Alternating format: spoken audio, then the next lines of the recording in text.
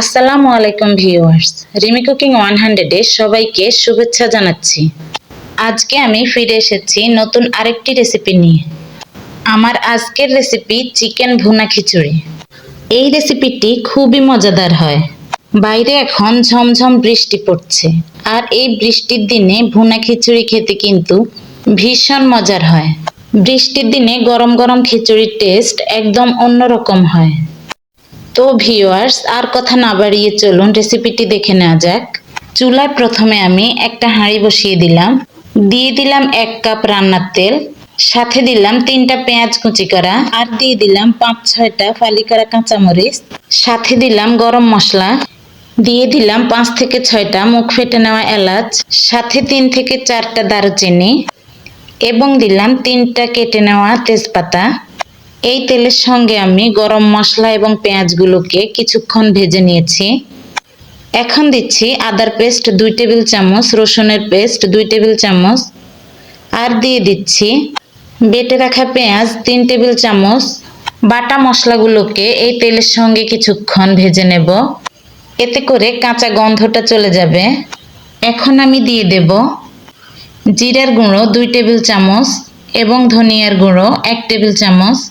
আজকে আমি এই খিচুড়িটা খুবই সহজভাবে রান্না করে দেখাবো, যাতে করে সবাই এই রান্নাটা করে নিতে পারে।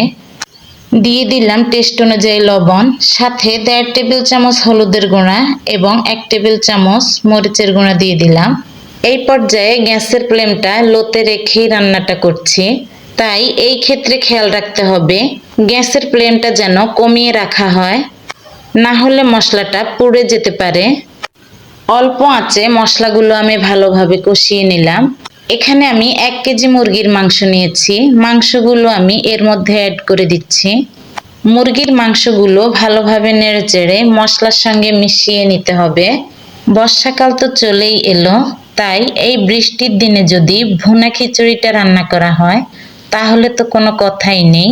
মুরগির মাংসগুলোকে আমি মশলার সাথে 3 থেকে 4 মিনিট কষিয়ে নিয়েছি।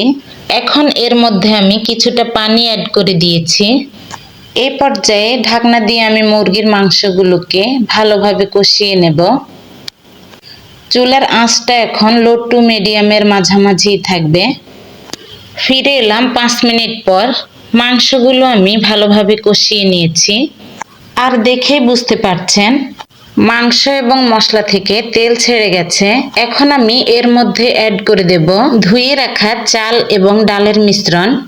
এখানে আমি 1 কেজি চাল নিয়েছি, সাথে নিয়েছি মসুরের ডাল এবং ভেজে নেওয়া মুগ ডাল।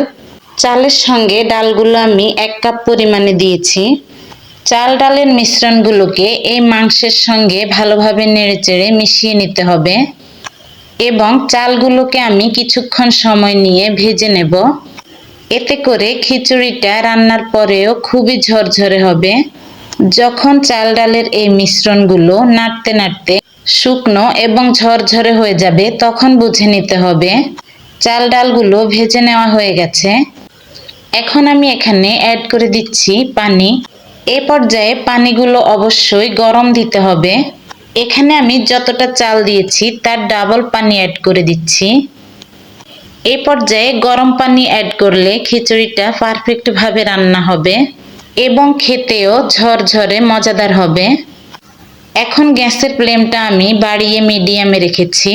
ঢাকনা দিয়ে আমি 15 থেকে 20 মিনিট রান্নাটা করে নেব।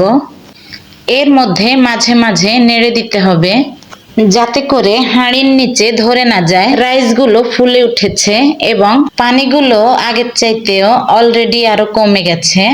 এখন আমি ফ্লেভারের জন্য দিয়ে দেব 5 থেকে 6টা আস্ত কাঁচামরিচ।